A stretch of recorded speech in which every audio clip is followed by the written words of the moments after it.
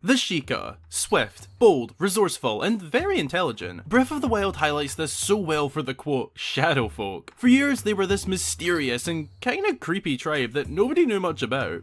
Huh, sounds familiar. But their appearance in Breath of the Wild has shown us a true look at these people, and man, they are so amazing. So amazing that it was them who saved Hyrule on multiple occasions thanks to their extreme intelligence and technology. But it was also that intelligence and technology which caused the royal family to exile them. Makes sense? Not. But as the signs of Calamity Ganon making its grand return drew near, the Sheikah were back at the front of the kingdom, excavating and developing technology for the royal family once again, in order to protect the kingdom once again. But a question ran through my head the other week about this whole situation. I say the other week, this video's actually been in the works for over a year, so the other year? What if the Sheikah felt unfairly treated? I mean, they were essentially exiled in the past for being too smart. Well, what if, and I seriously mean what if, the Sheikah wanted to take a stand and, hear me out, overthrow the royal family?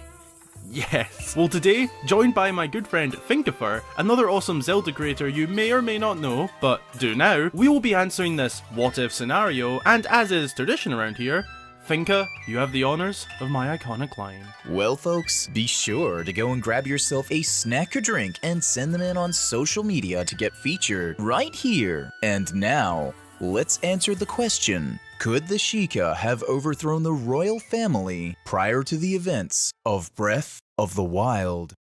Okay, so let's lay down some ground rules first. 1, this is all theoretically speaking, and will intentionally neglect a few aspects of what actually happened. We won't be considering the actual attack of Calamity Ganon, for example, as we are solely looking at if the Sheikah themselves had the power to take over during this period of preparation, basically before the fan. 2, we will be making some judgment calls, as we don't know literally everything about certain characters during this time frame. Even with the help of Age of Calamity, we still don't know for sure. So our judgment may differ from yours, and that's okay. Just take it with a pinch of salt. And thirdly, this is of course talking about 100 years ago, if it wasn't already clear. So first, let's compare the strengths and weaknesses of both the Sheikah and royal family. Take it away, Finkifer. The Sheikah during this time frame were back on the top of their game, allowing their true strengths in the development of the Sheikah technology to shine. Off the bat, their intelligence is leaps and bounds ahead of the Hylians. A great example of this is their ability to create and program the Guardians. We see that during this time frame, the only people working on the mechanical tanks are the Sheikah and just the Sheikah. The Hylians do not have this level of intelligence, so right away, that's 1 point to the Sheikah. In terms of combat, they are relatively even. They both have their qualities, such as the Sheikah being extremely agile and ninja-like. We see this in some of the memories from Breath of the Wild, with Sheikah warriors leaping extremely high and running swiftly in action. Truly, the Sheikah take a specialized approach. They are lightweight, typically carrying a single blade, but with the reflexes and precision to be deadly. The Hylians, on the other hand, tend to be a bit more heavyweight, suited and booted in light armor, so to speak, some observably fully kitted out, and others with lighter gear. Along with this, they typically wield a sword or spear. Hylians look to have a fairly standard but versatile combat approach, keeping it simple but doing the simple things right. Adapting to the many variances of situations, Hylians are generalists, painting this in a more clear sense. Although the Sheikah are a bit more agile and light on their feet, the bulk of the Hylians kinda evens that out. They are relatively matched in this area, with the Sheikah perhaps edging ahead slightly due to their agility and precision. Those points aside, what else can we compare? Well, Mr. Gamer... Oh dude, call me HG. Mr. Gamer is my father. Well, HG, we can also compare them in terms of numbers. Oh, like mathematics? I mean, the Sheikah are probably easy winners there. No. I mean, how many of them are there? 'Cause, if they were to engage in combat against each other, the numbers game would play a significant role. Oh. Anyway, as I was saying, the numbers would definitely play a role, and this is an area where the royal family would succeed in. They have an entire army at their disposal, and we know that there are thousands of soldiers stationed all over Hyrule. From the royal guards within the castle to the patrolling guardians to the defenders of the Akala Citadel, the royal family are not short of soldiers and win overwhelmingly in this department. But this doesn't make it an easy win for them, and now that we have covered the larger factors that would come into this, intelligence, combat, and numbers, let's now take a deeper dive into how this takeover attempt would play out and find out what would happen. Now, whilst we don't have a simulator to play out this kind of siege, which would be awesome, we can imagine it in our heads and look at different theoretical points, which is exactly what we will do. So one day, the Sheikah felt used and just unfairly treated. They felt as if they should be at the front of things, considering they are the ones essentially saving the kingdom. Again. Well, so everyone thought anyway. So how would this plan come to be? Well, it would likely begin with hushed whispers within the Sheikah working at Hyrule Castle. We know many Sheikah worked here on the Guardians and other pieces of technology, but don't know if they had any living quarters at the castle. It's likely that some did, but I doubt all of them. There's a fair chance that many Sheikah enter and exit the castle between work, and slowly the word of a takeover broke out amongst the Sheikah. Obviously, the elder of the Sheikah, Impa herself, would have to be on board, and whilst realistically speaking, she'd probably be highly against this plan, but that would end the fun here. So let's say theoretically Impa agrees that the Sheikah are unfairly treated and deserve more of a pedestal like the royal family, hence beginning full-on preparation for a takeover, and assuming they weren't willing to try and negotiate, or maybe they already had and that failed. This is where the Sheikah holds a huge advantage, and allow me to explain why. You see, they are essentially insiders to the internal operation. They have easy access to Hyrule Castle, the home of the royal family, and whilst that only being Princess Zelda and King Rome at this time, capturing them would result in a Sheikah victory. But how hard would that actually be? Well, presumably the Sheikah have a fairly good knowledge on the layout of the castle. Considering they work within the grounds, it wouldn't be too bold to assume that they would know where to find weapons, or at least could figure it out, as the researchers and developers likely weren't armed, as we can see in one of the memories. But assuming they knew how to find weapons, or did figure out how to find them, we can add that part to their steadily building plan. Keep in mind, this plan would likely be worked on over a long period of time, day by day, gathering information and spreading it amongst the Sheikah, and creating a strategy. This would take some time. Now, when it comes to the takeover itself, the ideal time for this would be likely towards the evening and night.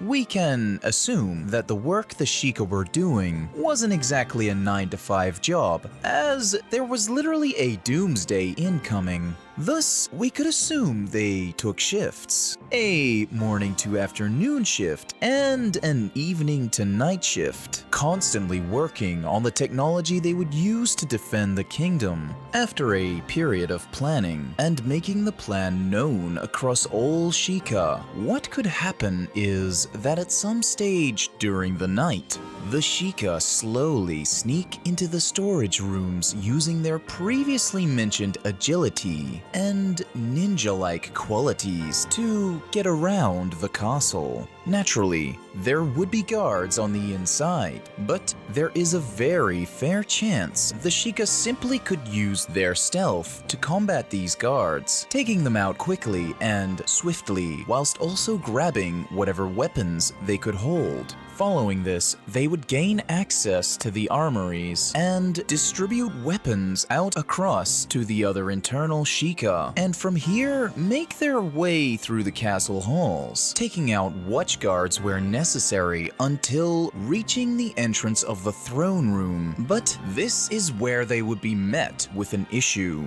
Getting inside here would be incredibly difficult, as regardless of the time of day, this location would be heavily guarded. This is where the true battle would begin. Going through with their plan, the Sheikah would engage in combat with the Hylian Guard and battle it out. However, during this time, it is highly likely that someone on the inside would be alerting the rest of the Hylian army in the castle and castle town that they are under attack. This would certainly be an interesting battle, as due to the Sheikah inside having the advantage, they would be able to quickly fluster the Hylian army, but would also be time pressed as the Hylian reinforcements approach. Now, if we assume that they manage to breach the throne room, it's more than likely the Sheikah would be face to face with the king, and likely just the king, as we could assume Zelda would be in her bedroom or study, unaware of these ongoing events as of yet. Well, this is assuming he hadn't gone to bed yet, because, you know, this is at night, but hey, let's not overthink an already overthought theoretical overthinking situation. Well, maybe that's kinda true, but hey, they don't call me Thinkifer for nothing. And this is a Zelda theory, not Zelda facts, so maybe there's room for a solid thought process or two. Anyway, that tangent aside, once the Sheikah finally get in and are face to face or mano a mano with the king, we would be faced with a stalemate. During the time taken to enter the throne room and surround the king, the Hylian reinforcements would be behind the Sheikah. Basically, the Sheikah have the king held, but the Hylians have the Sheikah cut off. So then, where do we go from here? Well, as this is all very theoretical, have I mentioned that yet? This could play out a few different ways, and we will cover each possibility and decide which is most likely. Firstly, the Sheikah threatened to harm the king unless the Hylian forces stood down. In this scenario, I could see the Sheikah becoming aggressive and holding the king with their blades drawn and tell the Hylians to not come any closer or the king will be executed. I personally feel that in this situation, the king would order his soldiers to stand down and surrender, thus giving the Sheikah victory. However, I feel that this victory would be winning the battle and not the war, as like mentioned earlier, the Hylians have an overwhelming amount of numbers, and even if the Sheikah successfully captured the king and later Zelda, I think the chances of this lasting long are slim, as by the time the rest of the Hylian army finds out, that means the outposts across Hyrule, the military training camp, the barracks by Castletown, and of course the Akala Citadel, that the Sheikah would soon become too overwhelmed and be forced to surrender their temporary rule over Hyrule, this time likely resulting in a little bit more than an exile. Secondly, the overwhelming bulk of the Hylian reinforcements would more than succeed in taking on the Sheikah here and rescuing the king. This possible outcome would be similar to the first, but just reach the same outcome a lot quicker. This would really depend on how quickly the reinforcements could arrive. I mean, are they called in by messenger, or do they perhaps have some sort of flag or flare to put in the sky when in danger and require backup? Assuming enough reinforcements arrive quickly, I think the Sheikah would have a hard time winning that one, and even if they manage to hold off the king themselves, it's likely the sheer numbers game surrounding them that would be enough for them to stand down and accept defeat here. Now surely with those 2 points both resulting in the same outcome, a victory for the royal family, surely there can't be a third possibility any different? Well, you may be forgetting one crucial detail which in my opinion could be the deciding factor as to why the Sheikah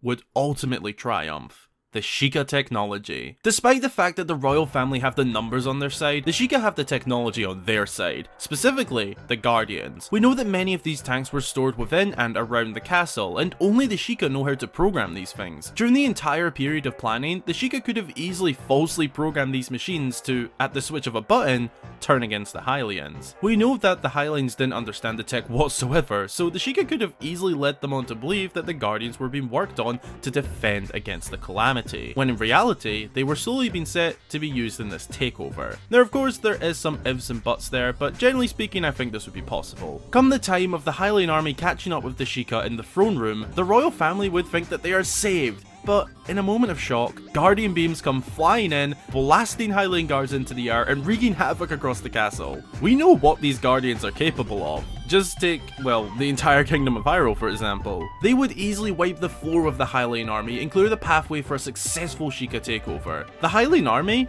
They'd be relentless in wiping them out. I personally believe that with the addition of the Guardians, that the Sheikah would without a doubt pull off a successful takeover and possibly even assassination of the king in the process. Thus meaning, yes, the Sheikah could overthrow the royal family in Breath of the Wild. That's our take. Thanks a ton for watching. I really hope you enjoyed the video, and if you did, be sure to drop a like and consider subscribing for more fabulous Zelda content. What did you think of this what if theory? Would the Sheikah successfully take over, or would the royal family triumph? Leave a comment below with your thoughts and look out for my replies. Also, keep in mind, this is just a bit of fun and a totally what if situation. Don't take it so serious. Big thanks to Christopher of Thinkifer for joining me on this one. Hey, thanks so much for having me, Hyrule Gamer. I had a lot of fun working on this project with you, and also, I hope you epic viewers, thinkers, and Zelda fans alike had fun too. Be sure to think safe out there. He's a fellow Zelda creator, and we did another video over on his channel covering the true identity of the fierce deity, so be sure to check that out through the link below or card in the top right. As always, a huge special thank you goes out to all of my supporters across Patreon and YouTube. If you'd like to join them and get yourself a shout out upon joining and your name at the end of every video, then consider supporting. Again, thanks for watching, and until the next time, I've been Hyrule Gamer.